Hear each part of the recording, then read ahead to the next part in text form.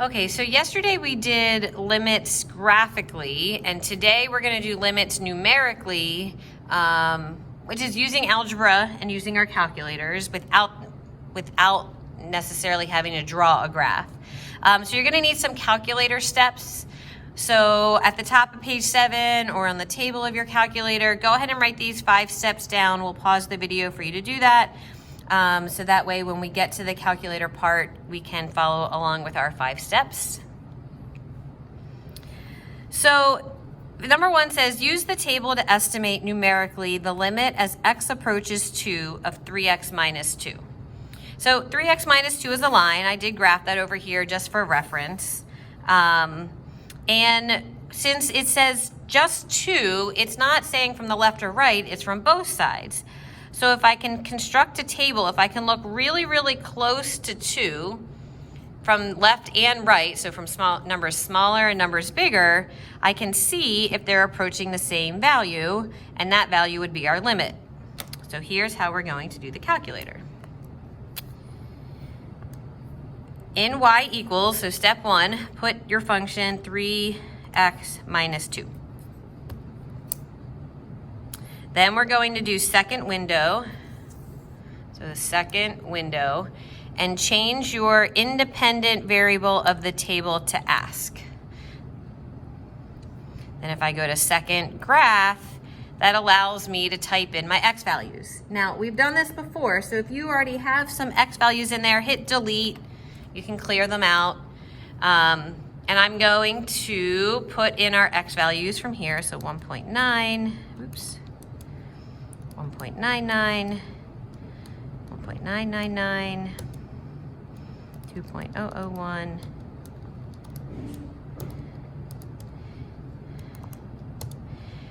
and then let's fill in our table. So copy those numbers over.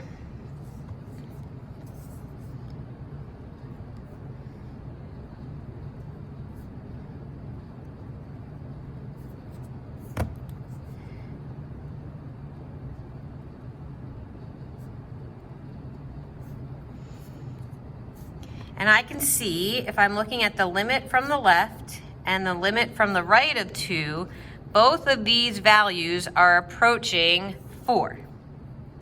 So the limit as x approaches 2 of this line is 4. Now, I can see from my graph here, from the left and from the right, sorry, I said that backwards, from the left is from here and from the right, both of these sides are approaching the y value of 4. For this particular function, we can obtain the limit by plugging in 2. 3x minus 2 is continuous. Oh, there we go. It's continuous. So if I do 3 times 2 minus 2, that's 6 minus 2, we get 4. So the limit is 4. So if you can plug the value in, if you have a continuous function and you can substitute your limit value into the equation, do that. That's faster than doing the calculator.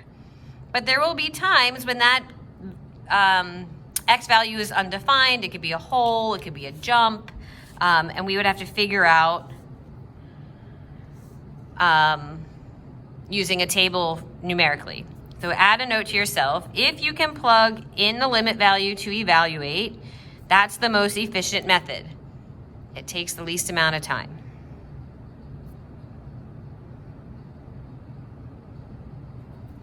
Okay, so now for number 2, we've got our function. I can already see that the denominator has a value that's undefined. You can't divide by 0. And it just so happens that's the limit as x approaches 1. So if we plugged in 1 to this equation, 1 minus 1 in the denominator is 0, and you can't divide by 0. So we have to do a table. So I'm going to go to y equals, I'm going to plug in the new equation. You have to put parentheses around your numerator and parentheses around your denominator to show your calculator that, hey, calculator, I want this whole 4-term polynomial in the numerator. And yes, I want this binomial, I want the whole thing in the denominator. So you have to put those parentheses. Then I'm going to go second table, second graph. I'm going to clear out those other values and type in the numbers from the left of 1 and the numbers to the right of 1.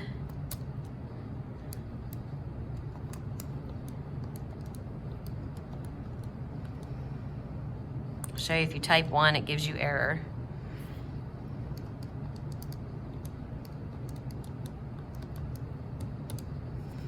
Okay, let's fill in our paper. So fill in those values in your packet.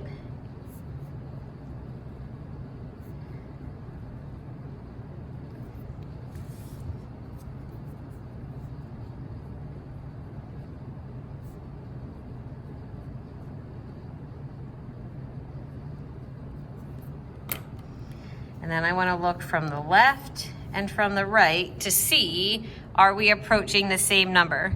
So from the left, it looks like the values are approaching 2. From the right, it looks like the values are approaching 2. So the limit must be a value of 2. I put a graph here so we can see from the right and from the left graphically, like yesterday, they approach the same y value of 2, and that's where the hole is. If you can't plug the limit value into your expression to evaluate it, you have to make a table of values to see what y value your function approaches. So we have a quiz coming up. If it says in the directions, numerically evaluate the limit, you have 2 choices. You can substitute in your value, or you can make a table. All right, so go to page 8. We're going to do it again.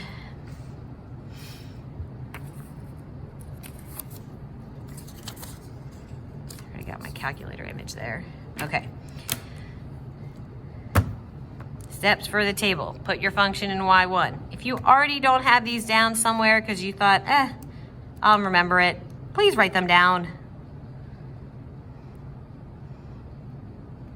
I have to group my denominator.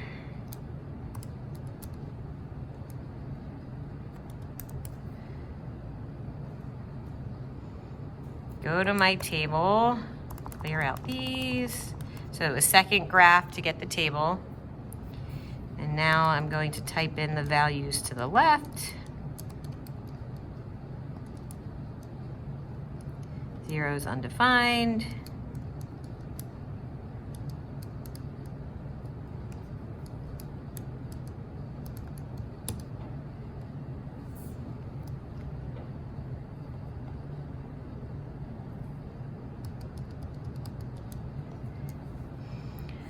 So you'll notice at my 0.0001, my calculator is just displaying a 2.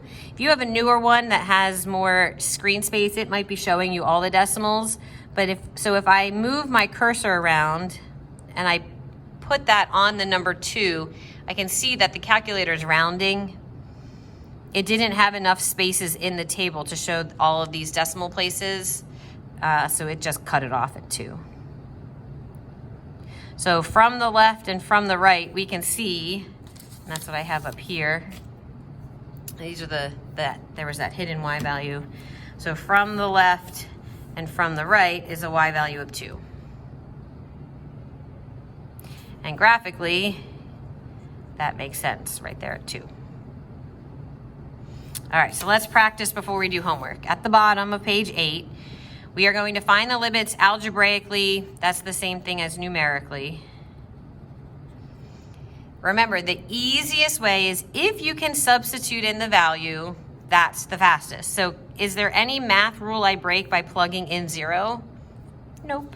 So I'm going to do 8 minus 3 times 0, and that limit is 8. For number 5, I can plug in 3, so I'm going to do 3 squared plus 1, that's 10. For number 6, it just says the limit as x approaches -5 of 3. There's no even variable of x to substitute a value into, so the limit everywhere is 3. For 7, if I substitute 2 into the denominator, we get divided by 0. So 7 needs a table. So I'll draw that down here. So on your quiz, you're gonna have to draw me some tables. Choose the center value. And I'm just gonna look 2 places to the right and 2 places to the left. So I'm gonna go slightly bigger than 2. So 2.001 and 2.01. And slightly smaller, 1.999, 1.99. We know that's undefined. Get your calculator back out. Need parentheses around your numerator and denominator.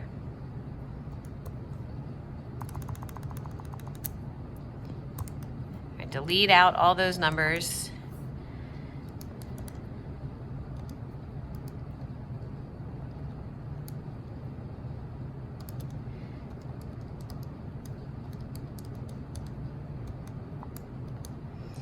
When I fill in these y values, I got negative 599, negative 5,999, 6,001, 601.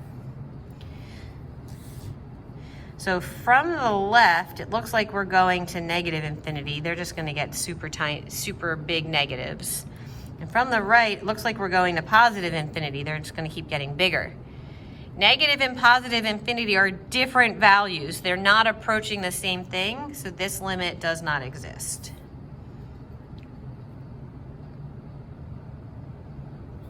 If you want to extra double check yourself, I'm going to hit zoom 6 to see the graph. So we have a vertical asymptote at 2.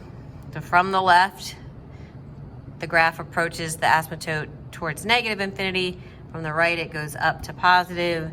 Their different values does not exist. Now for 8, it depends on your comfort level. I noticed my numerator could factor. So I could factor x squared minus 1 and simplify this rational expression and then plug in 1. Or if you're saying, oh, factoring, hate factoring, you can make me a table. So it really depends on what you're fastest at. So I'm going to look at 1.001 and 1.01 to the right. And then to the left of 1 is 0.999 and 0.99.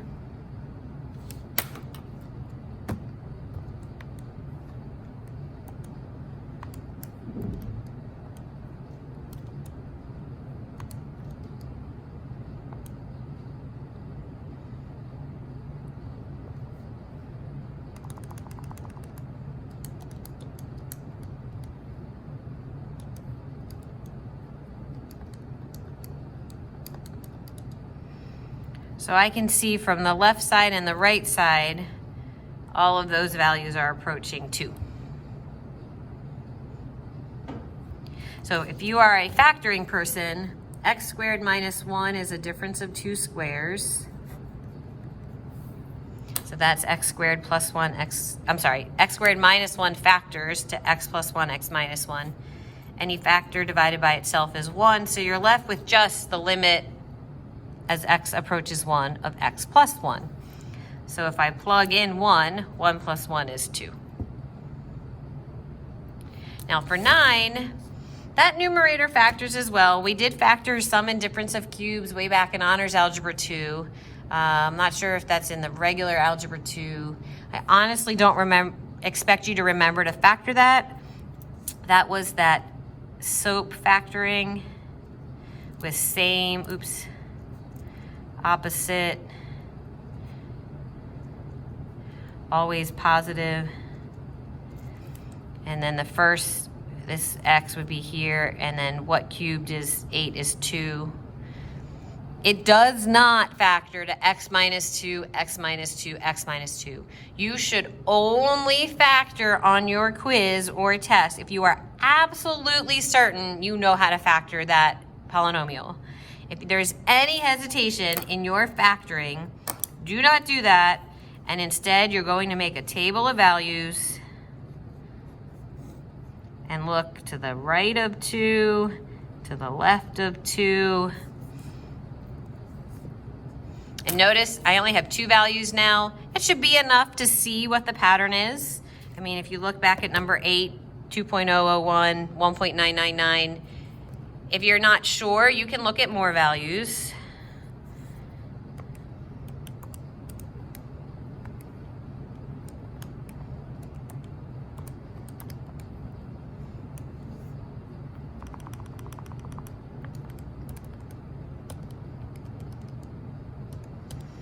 And I can see from the left and right, both of those numbers are approaching 12. On your test, you should fill these in so that I can see your work, because you're not going to turn in your calculator. So I want to be able to see what you saw in your tables on your quiz or test. For 10, can we plug in 0? Absolutely. For 11, that's a -2. It's a little hard to see. So let's see. If we substitute in -2, we get the square root of -1. That does not exist. If you're curious about that one graphically, oops.